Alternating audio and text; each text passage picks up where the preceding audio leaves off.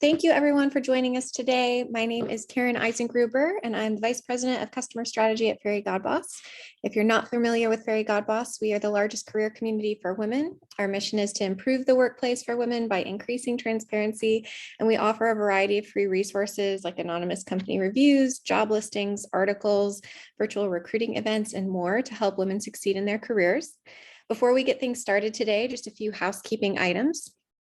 We will be taking questions at the end of the webinar, and you can ask them as yourself or anonymously using the Q&A feature at the bottom of your screen. The webinar is also going to be recorded today and sent out as a follow-up, so you can feel free to watch it, rewatch anything you may have missed. I also would love to get started by just thanking our sponsor of today's conversation, Microsoft. So Microsoft believes that diverse teams foster greater innovation, and that inclusion starts with providing equitable opportunities for all employees to succeed, from partnerships that spark young girls' interest in technology to a rich community of employee resource groups. Women from all backgrounds gain the access, resource, and support they need to engineer their dream careers in the tech space at Microsoft. I'm lucky to be joined by 3 leaders from Microsoft, and I'd love to get started by asking each of you to introduce yourselves and tell us a little bit more about what you do at Microsoft. So Sudha, I'll actually start with you.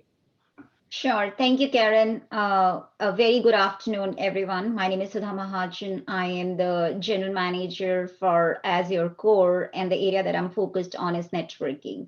When we talk about my particular area, we are focused on 3 horizontals, which is customer experiences, security, and supportability. In addition to that, quality is an important pillar. Besides that, I manage some core services like vWAN, which is virtual WAN, NVAs, DNS, traffic manager. And then in addition to that, I also manage the partner ISP ecosystem.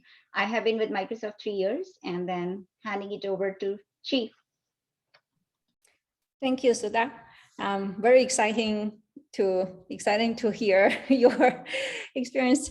Hi, I'm Chi. I'm the engineer manager director of Azure Kubernetes service. Not sure if how many people are familiar with Kubernetes and containers. It is one of the hottest technologies nowadays in the cloud. We have a lot of customers, and the service has been, the fastest growing service in Azure history for a long time. So I'm very excited to be leading that effort. I'll hand over to Raghu. Oh, hi. I'm Melo Raghuraman. I go by Raghu. I'm a VP of engineering at Azure Compute's what we call as a one fleet node team. I oversee the engineering team that's responsible for introducing new virtual machine sizes and for introducing hardware SKUs into the Azure fleet. My team builds infrastructure services that manages the fleet of computers in a data center across the globe. I've been with Microsoft for over 20 years, with Azure for the past 10 years. Very excited to be here today. Great, thank you all. We're so excited to have you. Raghu, I'm actually going to start with you. 20 years at Microsoft, that's incredible. So how did you get started in the tech industry, and what experiences really led you to your career in tech? This is an interesting question. I was actually studying forestry, believe it or not, in college. I was measuring tree heights and making better paper products and so on. And then in one of the classes, my professor kind of talked about, there is this PC revolution underway. And then he kind of remarked that the paper we use will soon become obsolete. Right? And then it just hit me that I was in the wrong profession. So I walked over to the CS department and then asked for admission there. And the CS professor looked at my transcripts and then said, well, come aboard, we also do trees. That's how my technology journey got started.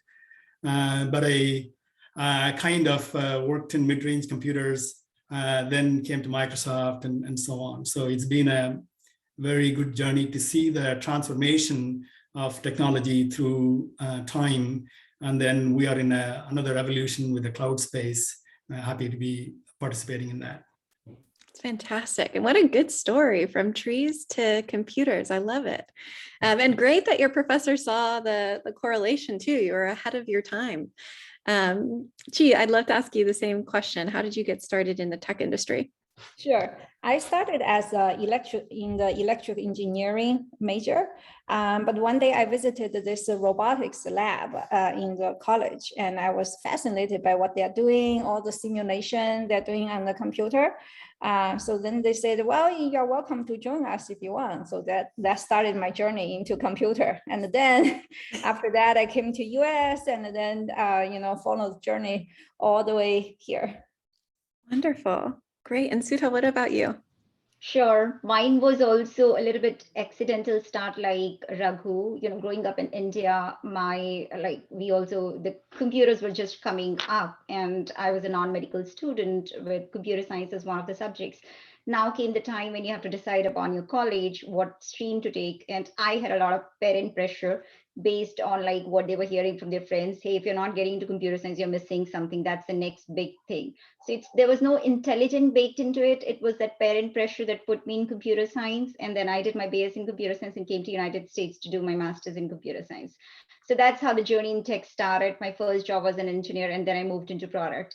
But then the advent of technology, and I'm so glad that, I can't take any credit for getting into computer science. I'll give that entire credit to my parents, but I'm so glad I took that journey, because today when I look back, I feel one, it's a very gifted career, and second, without this technology, I have no idea where we would have been, because everything that we do today, irrespective of what career you choose, computer science is playing, or technology is playing a very important role.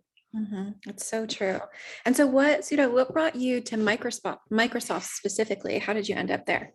Absolutely. Microsoft is an amazing company. 3 years ago, I was working at eBay in Silicon Valley. So, first time when Microsoft approached, they absolutely got me excited. Few things that stand out when we talk about Microsoft: the technology of this company, the focus on making everything more secure, from data centers to edge. The company is investing.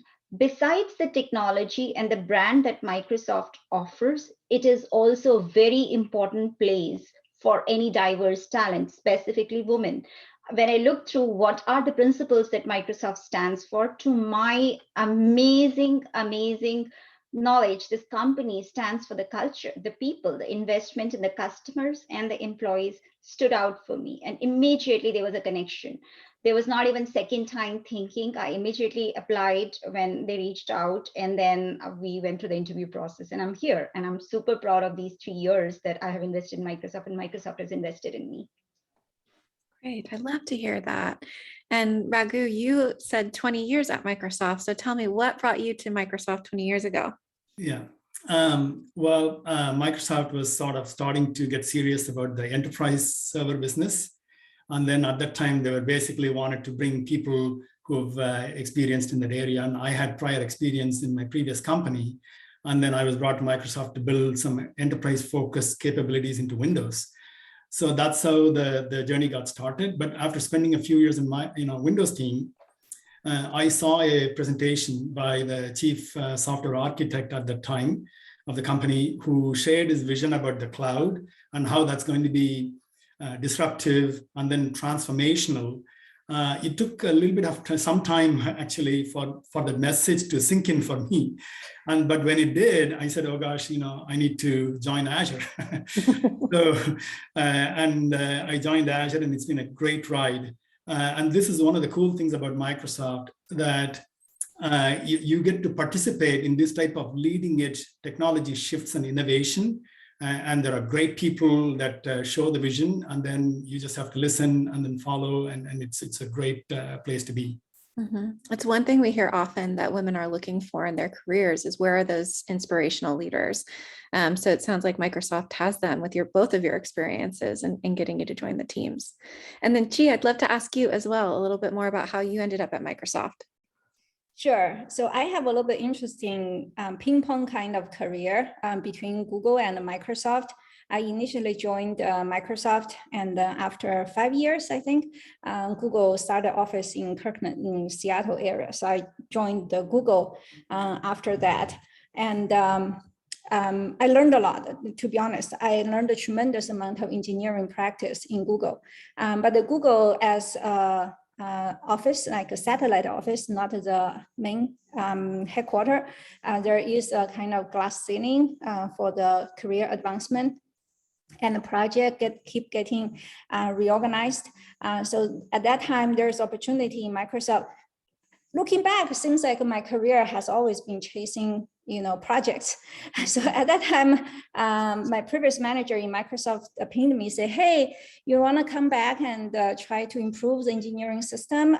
We are still building, we still take a long time to build binaries compared to Google technology." So I was like, okay, so there's opportunity, why not? So I joined back to Microsoft.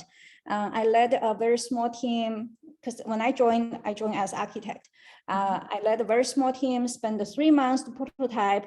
We brought an 8-hour build down to 20 minutes. And that was around the Christmas. So we were very happy to say, hey, this is the best Christmas gift to ourselves.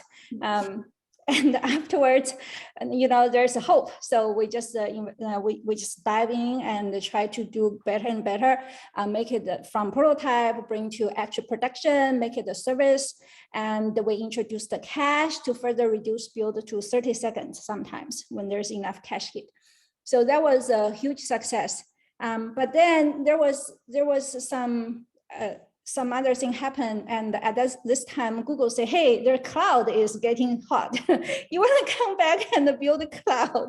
So then I was like, okay, there's opportunity there. So I went back to Google to do the tracing, error analysis, those application management and monitoring system, performance monitoring system in cloud.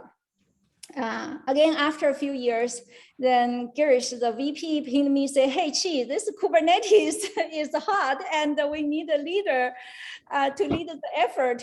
And I was again, very upset, very attracted by this opportunity of riding this huge wave of Kubernetes and containers. So I came back 3 years ago and led the project, and I never regret it, because this is one of the fastest, actually the fastest growing service in Azure history. So I'm very, very proud of the project. So as you can see on my path of career, I'm a really deep down, I'm a really engineer, always chasing a cool project. I love that. Such a good story. And great to see that you come back. It says something, I think, too, about the culture that Sudha was talking about and Raghu has experienced too at Microsoft that keeps kind of pulling you back in with some of their new technology. So great. Okay, so the next question, actually, Raghu, I have for you. So tell us a little bit more about the Azure core team at Microsoft, because I know that you're hiring software engineers. So tell us a little bit more about that group. Sure. So Azure Core, as the name implies, is the core of the Azure platform, upon which most of the software as a service offerings are built. Ultimately, the Azure Infrastructure product that we provide is we provide the computer in the cloud, right? So it could be in the form of virtual machines or containers.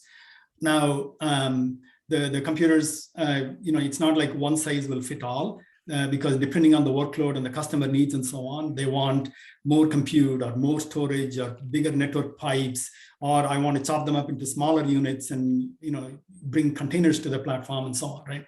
So therefore, we provide various degrees of products with varying capabilities in the infrastructure level to customers, both internal and external, to build their service offerings and on top of this, right? So roughly, if you think of Azure Core, it consists broadly of compute, storage, networking, infrastructure services, and then some cloud native services such as Kubernetes that Chi is working on, right?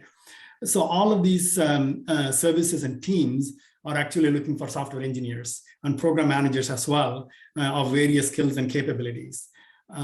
So when you look at a mega service like Azure, it takes a lot of different types of roles for software engineers. You have to develop these infra services, you have to deploy them to production frequently, you have to monitor the health of these services, react to issues and incidents, and of course, implement features that customers want, and then keep up with the new technology that is coming from hardware and software and so on, right? So there is a wide range of functions and roles and positions that we need to go fill, right? So we are definitely looking for people to improve, for example, our deployment systems, implement container technologies, system level programmers that can be close to the bare metal and then ingest new hardware technologies into the fleet and make them available to our customers. DevOps roles, middle tier, services are looking for people, customer visible front-end work as well, right? So there is a wide range of services all the way from bare metal to customer visible front-end. All of this is part of the Azure core organization's needs. One of the big challenges we have is that the growth of Azure has been phenomenal, but it comes with the services having to scale up and meet the customer expectation in the form of reliability and efficiency.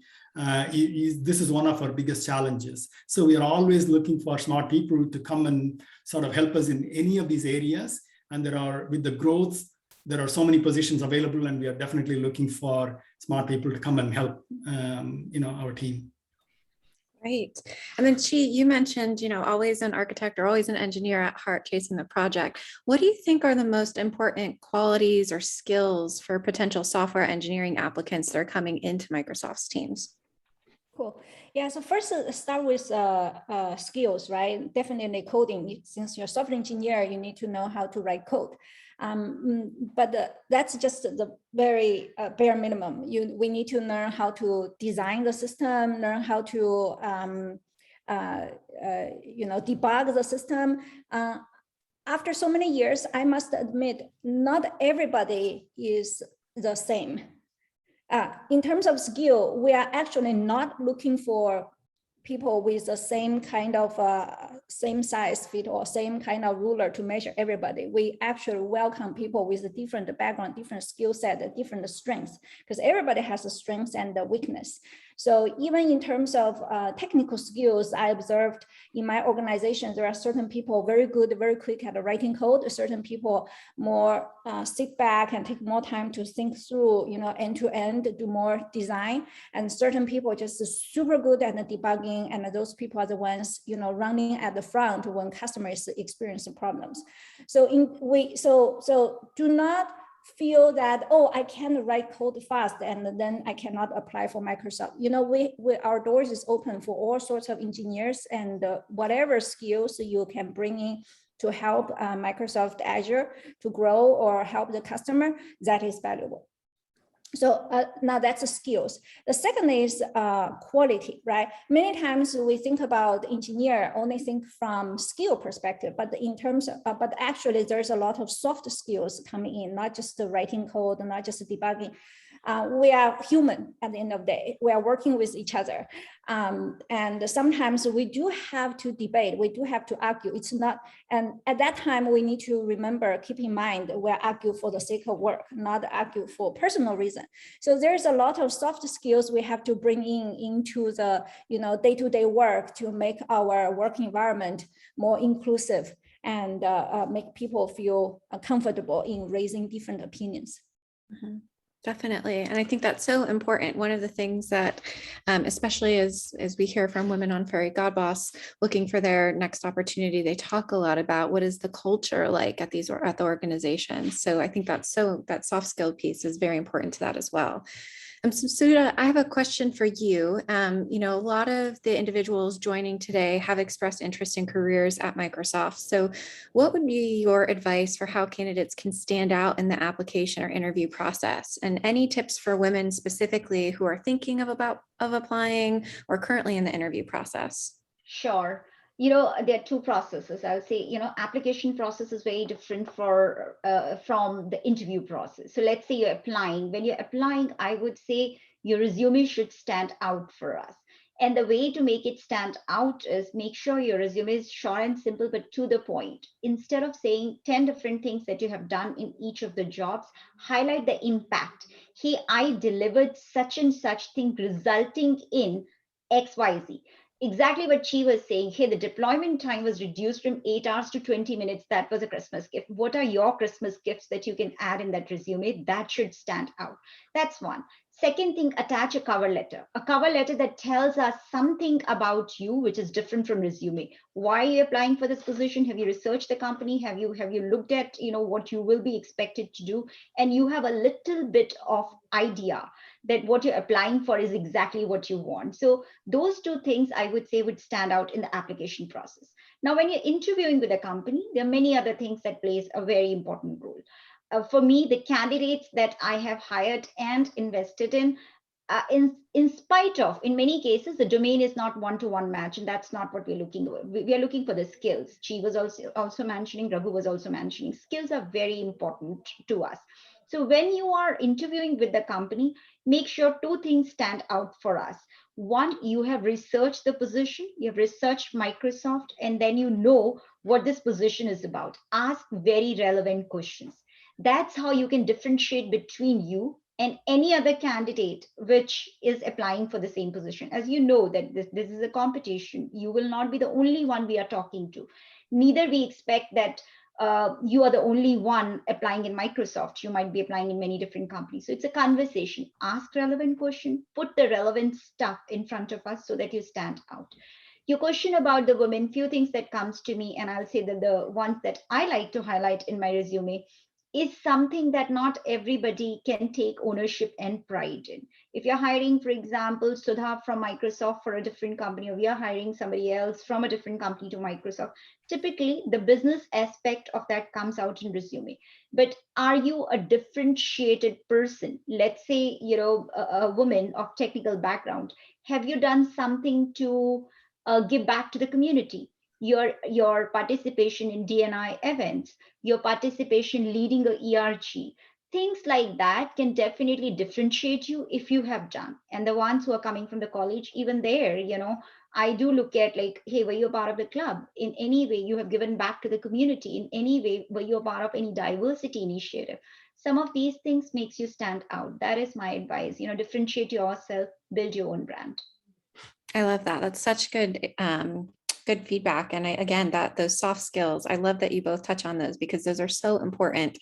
And so, Raghu, my next question is for you. A lot of users on Fairygodboss come to us, and one of the things that they're always looking for or looking to understand is what does career pathing look like at the different organizations? So tell us a little bit more about what a career path could look like for a software engineer at Microsoft. Sure. For software engineers, we have very clear career paths from entry level to senior to principal to partner, all the way up to the CTO, chief technology officer of the company, right? On an individual contributor track, right? And in addition, we also have a technical manager track where it includes people management responsibilities as well, right? So when you sort of think about career paths, obviously the career path and growth kind of depends on the impact you create, how you deliver results through teamwork, your readiness for greater scope and responsibility, right? Of course, there is an aspect of business need and budget, which is not a problem for Azure, given the growth that we are experiencing. Those opportunities exist in Azure core particularly a lot, right? So for each level of the software design engineers path, we have something called CSP, which stands for Career Stage Profile, which clearly spells out what is expected for that level, right? So this is available in HR, and every employee has a good understanding of I'm at this level and here is what I'm expected to do. And then in order to get to the next level, here are all the additional skills and abilities and things that I need to demonstrate, right? So that thing is very visible and clear to people, right?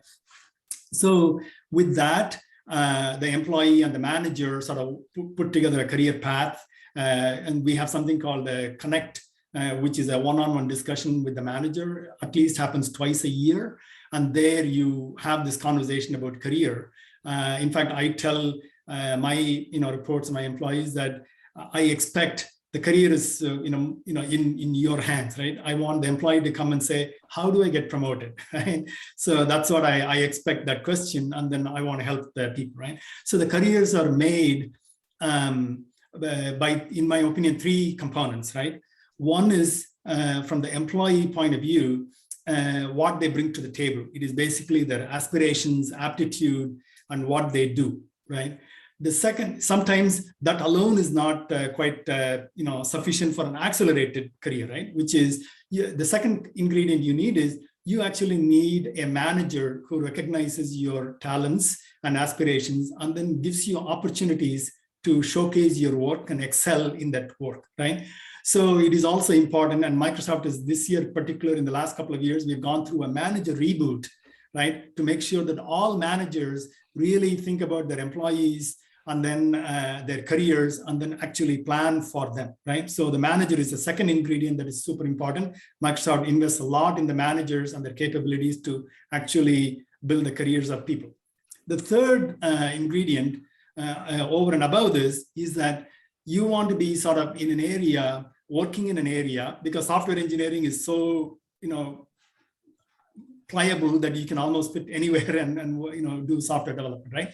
But then you want to be working in an area that is super critical to the success of the company, right? And when you look at that, today, if you think about Microsoft's brand is almost Azure, right? And so working in Azure and then participating in the success of the company is another ingredient. So therefore, if your impact is there for Azure's business, and that's going to get recognized, and then your careers will grow, right? So over and above in your current job and how do you get a career path, there are other things that Microsoft actually offers, right? Which is, Microsoft is a large company with multiple business verticals.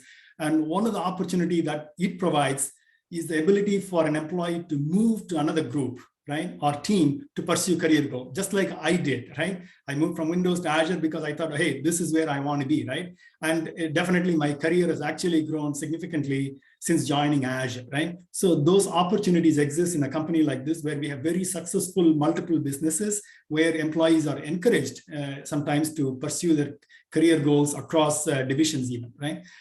Then another ingredient I would just point out is that for career opportunities, you want to be able to learn technology over and beyond your day job, right? And Microsoft is a great place to learn. It is a virtual university. There are so many training classes, presentations, seminars, smart people giving lectures, and you can keep on top of the technology trends in the industry, right? So it keeps you relevant, and constantly in a constantly changing technology landscape, you can be relevant and keep up your skills so that you're very marketable, and then you can move about within the company or even outside, which I don't wish to see, right? So those are all the opportunities from a career path that I can think of for people joining Microsoft.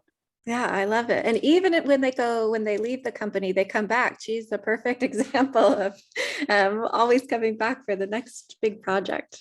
Well, that's fantastic. And it sounds like they do a lot, not only to support employees within the current group that you're in with some of those manager connects that you mentioned, but also give a lot of opportunity. So you don't have to leave Microsoft as an organization and can work on different technologies within the group or within the broader organization. So it's fantastic. So Chi, I'm going to ask you, another piece I think of this, and going back to that soft skills conversation, is a lot of women ask about the culture at some of the organizations that Fairygodboss works with. In particular, I'm curious about the culture at Microsoft and how has it allowed you to really accelerate your career? Sure. I think every company has a culture at a point of time. And for Microsoft, the culture has changed significantly in the last 10 years. Significant, because I have witnessed the changes. And I must say that it's just getting better. It's much, much better than before. And just specific to this group, it's much more friendly to the diversity engineers. I can say that from my personal experience. And I want to borrow something from what the company has been pushing out as a company-wide values, because I think those are the best representative of what Microsoft culture right now. So Microsoft has 3 major values right now. Number 1, respect. Number 2, integrity. And number 3, accountability. It doesn't have like, you know, many principles and, too many to respect, too many to remember. But these 3, if you really sink in, they're so core to a healthy culture, in my opinion. Respect just means we respect each other, each other's difference. We can have different opinions, and we are brave enough, we have the courage to discuss in the openness, and we will not diminish others. We will not use your level or status to veto others' opinions. In my organization, we have these design meetings, and many times I would just say, oh, sorry, I'm wrong. It doesn't matter, it's okay. Everybody should have the courage to say they're wrong, regardless their level. That's respect. Then integrity means we will stay true to our values, and we'll pursue the right, we'll pursue the truth. This is a typical example from engineer perspective is data. When you do a project, you want to show the result. You want to show the performance. Is the latency reduced, increased compared to the previous one? Is your change actually do better or worse? Even if it's worse, stay true. Present the number as is. We do not need to hide. It's okay to say there's still room for improvement. We still need to do more work, or maybe even say this path was wrong. The decision was wrong. We need to choose a different path. That comes down to, the integrity, stay to the truth. And sometimes the things change. Maybe the data, because at the end of the day, data is collected from sipping through the logs, the metrics data.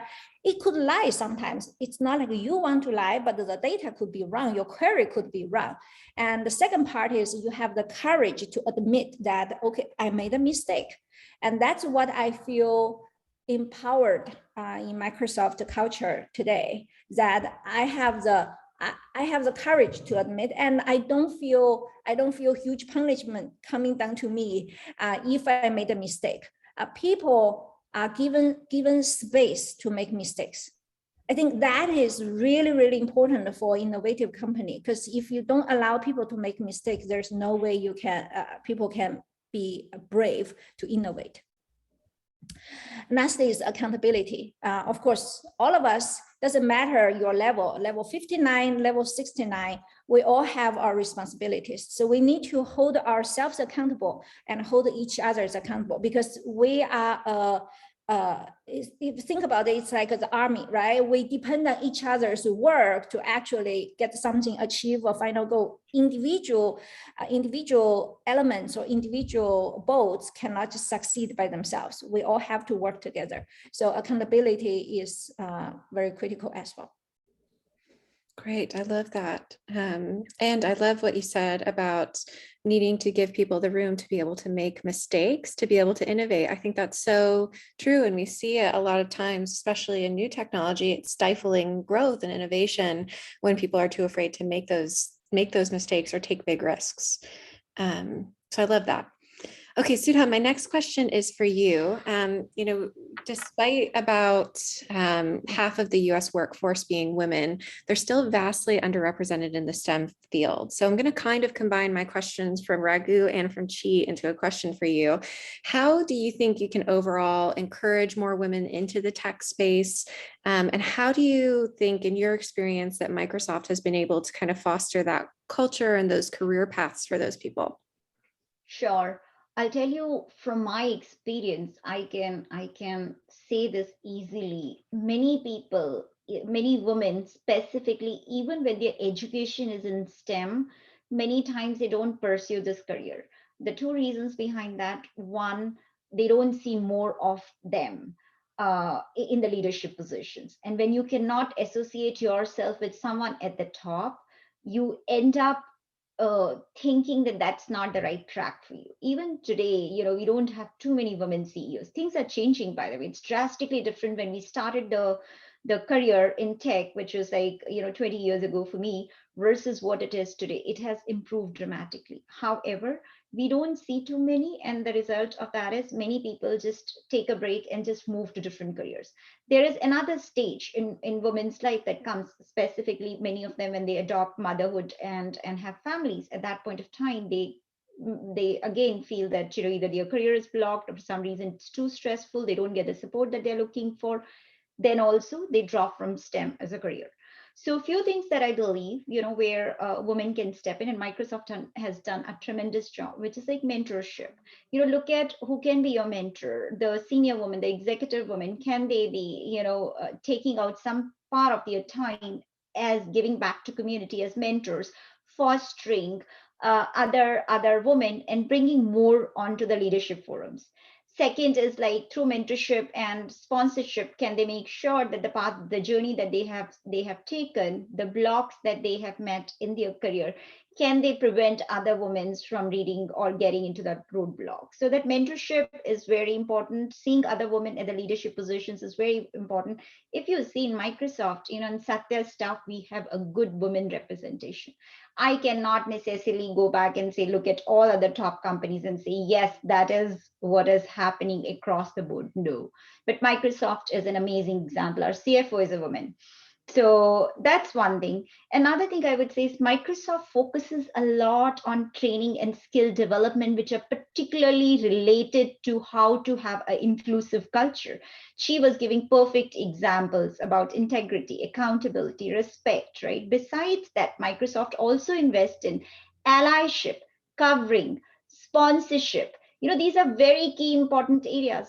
All three of us, Chi, me, and Raghu, sitting in the leadership positions, we are required to take these trainings and ensure that we are fostering that environment in our teams.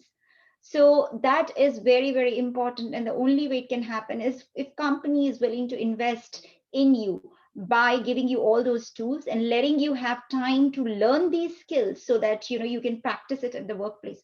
Allyship is extremely critical to us when we see, and it is intentional. If we see ourselves in a meeting, if someone has a hand raised and people are ignoring it, we call upon that. Please make sure that there's someone who may not be that extrovert, eager to speak. Let's respect that. That happens. Or if we see someone in our own team who is not speaking and we believe that their voices should be heard, we encourage that person for participation. So a company like that, which sets the example, there is a particular roadmap where every time we try to be a better version of ourselves, and that happens on a regular basis. That is how important it is. So Microsoft is one exemplary team, and Chi and Raghu can keep me honest. 6 months when we sit in our performance review, we call it a connect cycle. Our participation in D&I is equally important as a business results. We do weight that at the same lens as a business results. That's fantastic. I love to hear that. And more companies need to do that as well. I mean, we'll see bigger changes just in general in diversity in the workplace if more companies take that approach. Great. So I have a question. I'm going to actually direct it to all of you. Raghu, I'm going to start with you first, but I want to talk about work-life balance. 2020 has been a very interesting year, to say the least. 2021 is also proving similarly interesting. So I'm curious about how you've been able to achieve work-life balance, what it actually means to you, and especially during this time where many people were remote. What did that look like for you at Microsoft?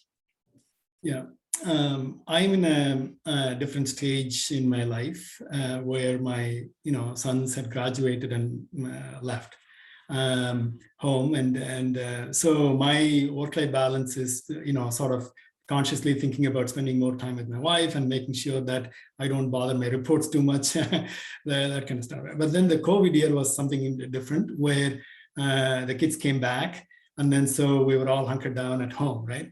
So in one sense, it was like, you're working from home, but then you're also spending a lot of time with family. So now you really have to think about what is that line between work and family here, right? So earlier it was a conceptual thing. Now it's practically at home, and then how do you manage that, right? So I had to sort of think about blocked times, where you say, okay, lunch, we are just going to do, so which is normally I wouldn't have been able to do that at work. I have lunch at work, but then here, you have a family event to have lunch together and then come back to your office room and then start working, right? And then in the evening, once again, block certain time so that when it's done, it's done. And then you go out for a walk or do whatever, right? So having that conscious separation in your mind and then actually consciously block, because the work is so intense and demanding that it will take as much time as you will give it, right? So it is up to you to sort of have that line to say, this is where I sort of have to really think about other things and then move away for a block time, right? So that's how I was able to sort of manage my time. And then the other one that I needed to make sure is that like reaching out to your team members, or even when they do be conscious of their time zone, time things. We are a global company and so on, consciously thinking about those so that people can have their own work-life balance. As leaders, we have to be careful about that too, right? So that's what it means to me, but my situation may be different from others, but that's what it meant to me. Yeah, I love that. And I like that you got to have lunch with your kids while they were home. That's so nice. It's one of the things I miss most about being in my parents' home. Chi, same question for you. Talk to me about work-life balance and what that means to you and how you've been able to achieve it at Microsoft. Cool. Yeah, I think this topic is really to each person. You have to maintain a work-life balance to your own satisfaction, and we need to be mindful, conscious to do that. Give myself example. When COVID started, initially I was very happy, like a ragu. I could have lunch with my family. That never happened, right? Before, lunch is always at work, other than weekends. But then over the time, you found out you are at a meeting at lunchtime, at dinner time, like anytime you're at a meeting, I'm sitting in front of my desk the whole day without much move. I don't even have time to, drink water. Then after some months, then I start to realize some health issue coming up, and then I need to take care of myself, my health. So then we start to develop some routines and set some calendar blockers. Say this time is reserved for my lunch, for my dinner. Just do not disturb. That's what I was saying is be conscious, be mindful, be brave to say that. And people sometimes just they will respect it. You never know. You thought you try to accommodate everybody else, but at the end of the day, they're just waiting for you to say no. So be brave. If you really want to maintain a good work-life balance, just be brave enough to say no at a certain point. Mm-hmm. And of course, you can compensate with other ways as well. And to be honest, most of the time, if I really look back at the time I spend, I found there's always ways to improve efficiency or even meetings. I don't need to go to all of the meetings. So be conscious about where you spend time, how you spend time is gonna contribute a lot to help achieve the work-life balance with more things done, but the less time spent at work. Mm-hmm. It's so true. And it goes back to what you're saying about us, you're working with humans. At the end of the day, everybody is looking for that just 15-minute break where they can run to the restroom, go get some water, go for a quick walk to get outside. So yes, I definitely agree. And then Sudha, would love your thoughts too on what work-life balance means to you and how you've been able to achieve it working at Microsoft. Sure. I would say that what Raghu and Chi said are absolutely very valid. One, work-life balance is very personal and it depends from person to person. When COVID happened, none of us were prepared, right? The business goals were still the same. Our deadlines were still the same. Suddenly, we were in a different world that we haven't seen before. Like entire life, I have been going to work regularly. Suddenly, like this work from home, I thought like it's a 1 week thing, 2 week. It extended to months. Then we got to know, no, it can be further extended. So we learned many different things. in the process, in beginning, I would say we struggled because all the time, even that commute time that used to be your personal time, maybe it's a recharge time, thinking time, is also now going to work. We were trying to be super productive. As a result, we compromised a lot of our family time. So the work in the beginning, it blended. However, as she was mentioning, right? A few days later, you realize you're making a mistake because you're not leaving any time. You sit at your desk at 7:30 in the morning, and by the time you realize it's 7:30 in the evening, and you haven't even had a glass of water. Many times, not even lunch. So your only time, like when your kids are hungry and you're struggling in between the meetings, how to ensure that at least they are fed. It was a pain, but then after a couple of months you realize this is not going to work, so you put your own boundaries, saying this is the time when I'm going to take off. So have the ability, have the guts to say no. And once you start saying no, you are in a way shaping the behavior for rest of the people, and also setting some good standards for your team, because people follow you as a leader. So when you start doing the good things, it automatically happens. Two other things that I also say in Microsoft's favor: company offered us 5 well-being days, which is in addition to everything that we have today, our own vacation time, everything. In addition to that, company has given 5 extra days, which are called well-being days. You can take it any time during this pandemic and make sure that you're healthy, you're mentally staying fit and disconnecting. Now, in addition to that, also at many different org levels, and where Chi and Raghu, all of us, we work as your core, we have first and third Friday of the month is a no meeting day. So there's a conscious effort by the organization to give us that time and say, do not have any meetings. That help the people to disconnect, in the sense they're still expected to work, but you don't have to be in front of the computer from that 8 to 5 or 8 to 6 time that you have dedicated. You have the flexibility to move around because you're not being bothered, or you're not multitasking. So some of the efforts that Microsoft has taken, and some other personal efforts that we have taken to ensure that we are able to manage our families well in the pandemic. I love that.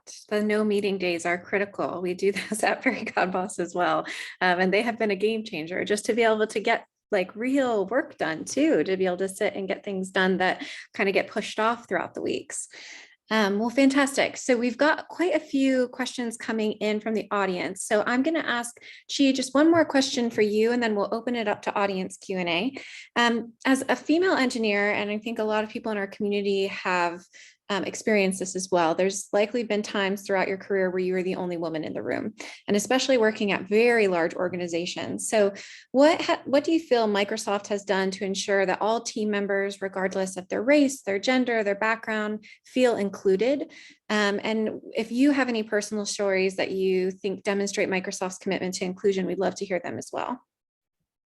Cool. Yeah, I think the most important is everywhere. Every person is mindful of that. I mean, through years of education, trainings and materials and discussions, I feel this has been embedded into people's mind, that be conscious, be mindful of respect others, and be mindful that do not just dismiss somebody else just because they are female, or they are some diversity group. It wasn't like this before. When I was, I have several occasions that usually I don't pay attention to this, but sometimes I will suddenly realize, okay, the rest are all white men. I'm the only female in the whole room. I kind of feel a little, indeed, sometimes you feel, are they gonna just dismiss my voice, dismiss my opinions? I think before, I must say I did encounter that several times, not in Microsoft, in Google as well, in several places, or in other conferences. But it's getting much better. And especially this time I come back to Microsoft, I feel people hear what you are saying. I feel that's most important, not by looking at your face or see who you are, but hear what you are saying. People are actually taking what you're saying and sink in and give it a thought. Many times, as I observed throughout my career, when you first bring up an idea, most of the time you will hear no. But just do not be discouraged by that no. Keep pursuing it, keep presenting evidence, keep talking to people. And after 2 or 3 or 4 times, you will find out that they might be convinced if you are right. So that's where I do is I just don't give up. I just keep pursuing it. But right now I feel in Microsoft, this kind of situation is much less. People are consciously giving space for people to say, hey, let me consider what she's saying or he's saying before I say no. So this I feel is a big change in the company. And I feel compared to some other experience I had, I must say Microsoft is one of the best company in respecting, in this diversity inclusive environment. Fantastic. That's so nice to hear. Now we have a handful of questions that have come in. And so I want to dive into some of the audience questions. Now, it sounds like there's quite a few people within the audience that might already be interviewing at Microsoft, and they're looking for interview tips, specifically how to prepare for technical interviews at the company, as well as if they don't have a certain experience that a job is looking for, how can they best prepare themselves to have an intelligent conversation about that aspect of a role? So if any of you want to take on how best to prepare for interviews at Microsoft. I can give a very quick one. Feel free, Sudha and Raghu, to add. It depends on the team. So first, you should study with the team. I would say try to get a technical, informal interview with somebody from the team, not just from the recruiter. What happened is, like my team, we do not just ask those aha questions or algorithm questions, typical algorithm question, because we don't believe in those. I found many times that people might not do well in that, but they do very well in actually work. And the work is a full package. It's not like I said before, it's not just one skill fits all. But I know certain companies or certain teams do use standard, like lead code. I know a lot of people just go to lead code and train themselves a lot. But to me, I also found out a lot of people we hired that actually got trained from lead code didn't perform so well in my organization. So we intentionally switched to a way that is more open source oriented. So what happened is we will give you a project that we just give you offline. Go ahead and finish the coding. And then coming back and we'll ask questions. So, but that's just my organization, doesn't represent every team. So the best way is to find out what they are looking for, have an informational interview to get how they're gonna interview you if you have the chance. Great. Yeah, I would sort of think, mention that when you see a job description and the requirements and so on, right? Usually there is not a perfect person that fits all of the criteria, right? So, one shouldn't get discouraged or anything by saying, hey, I only meet 50 or 70% of the requirements, should I apply or should I not, right? So I would say that, you should definitely apply, right? And then I also tell managers in my team that when you're interviewing and the interviewers that, that perfect candidate doesn't exist, right? And then these candidates don't grow in trees, right? So we have a business to run, and then we really have to find the best match, and then trust in people, and then, trust in their ability to learn, and then be productive and deliver, right? So that's how the way we think about it, right? So with that said, ultimately it's a software engineer position. So there is definitely the coding aspect of that is important. And then the coding is not the only thing. Like I said in earlier, running a service requires a lot of different skills. And then that responsibility, accountability to go drive things. All of those are as important as somebody writing smart code. The algorithm may be great, but if you don't have the other aspects, that's actually more harmful than helpful, right? So we look for those kind of attributes in people. So therefore, for people interviewing, and there are certain areas that you think that you're not qualified, but demonstrate that how good a learner you are. Give examples of things that you have picked up and learned and been productive, and then give the confidence that I can do this, right? So believe in yourself, be yourself, and then communicate that, and that will be the key, particularly, in my team. Great. Sudha, anything else to add? Very small thing to add, and I think Raghu and Chi covered it. Microsoft is not a know-it-all culture. This is an important aspect of our culture. We say it is not know-it-all, it is learn-it-all. A person with a growth mindset can join Microsoft and contribute if they have the ability to learn. So that's what we are looking for. We do not expect you to know A to Z. As Raghu said, we are not looking for that one perfect candidate. We are looking for someone who can give us the confidence that, yes, I am a self-starter. I can come and hit the ground running after you hire me. And I will be in 20 years another Raghu for your company. So that's what we are looking for. Great. So another question that has come in a couple of times is about development opportunities for women in tech, and also any type of support groups, so ERGs or resource groups that Microsoft has for women and women in tech in particular. Yes, I can start. We do have multiple such forums where we support women as an organization. I'll tell you, there is a Women in Microsoft forum. There is Women in CNAI forum, which is highly technical. And then we have Women in Azure Core. And then there are multiple ERGs under it. And each of these have different forums, chapters where we help with the women to skill develop. Like, what are the skills that you're looking for? We do have brown bag sessions, which is also focused on development of the women. Besides that, we have other forums where women are supported. For example, Returnity. It is one forum where, the women who have been out of work for a long time because of maternity reasons or some other reasons, and they're coming back to work after long break. And by the time, they moved their positions and some of the work that they were doing have moved. What skills can they develop in the last 6 months to a year that has been lost, and now they're coming back, and then they can be equally, they can participate in the ongoing things. So we have many such things which exist, and of course, mentorship and sponsorship program also, where we support and help women to grow. Raghu and Chi, please feel free to add.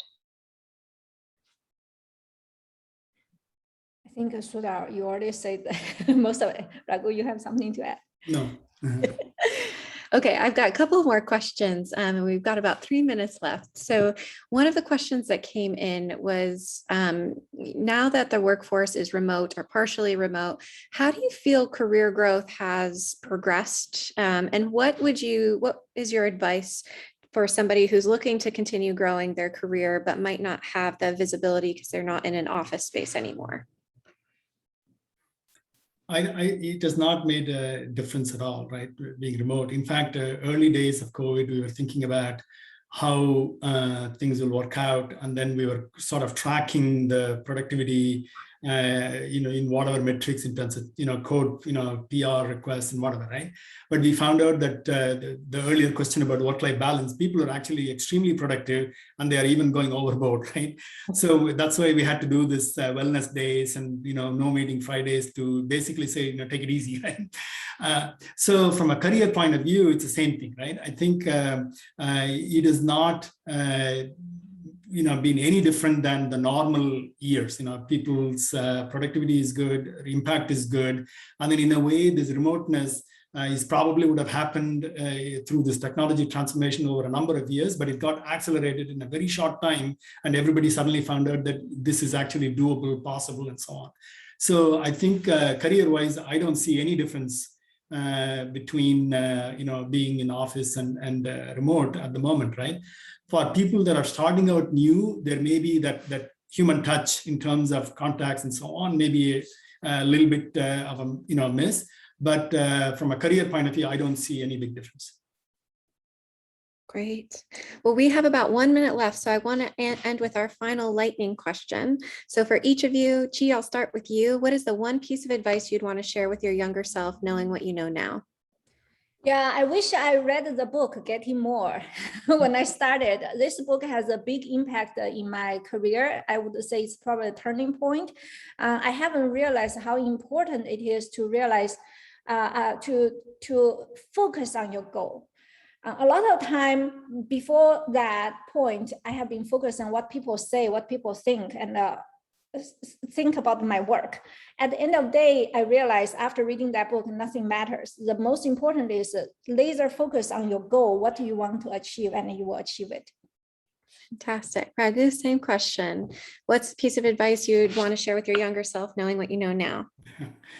One thing I know is that early in my career, I stayed in my first job for about nearly 10 years, right? And even when opportunities presented themselves, I turned them down because I was in my comfort zone. Right? So the advice I would give myself, I wish there was a forum like this, but the advice I would give myself is that, early in career is probably the best time to take risks, acquire varied experiences, and then, try out new things, right? And trying to be very safe in the early, life is not really warranted, right? So I wish I had done that, but that's what the advice I would give. So get off your comfort zone and move. Great. And Sudha, same question. One piece of advice you'd want to share with your younger self, knowing what you know now? Sure, I'll build on what Raghu said. My advice is yes, take risk and don't be afraid of failures. It will happen, and early in career is the best time when you can fail and learn, because as you keep on going, rising in your career, the cost of failure to the company is very high. Let's say 20 years, 30 years from now, when you are the CEO of the company, if you fail, the impact is to the entire company. So take risk now. It's okay to fail as long as you're learning from those failures. So what I call a term called successful failures. Learn from every failure and then move on. Great. Well, Sudha, Raghu, Chi, thank you so much for joining us today. And audience, thank you so much. As I mentioned, we will be sending out the recording, but we wanted to thank Microsoft again for sponsoring the conversation. And Microsoft is hiring. If you are interested in a career with Microsoft, visit fairygodboss.com/jobs. You will find the Microsoft job postings there. And also be sure to connect with our panelists on LinkedIn today. We will talk to you everybody soon. Thank you again. Have a great evening. Thank you. Thank you, Karen. Thank you.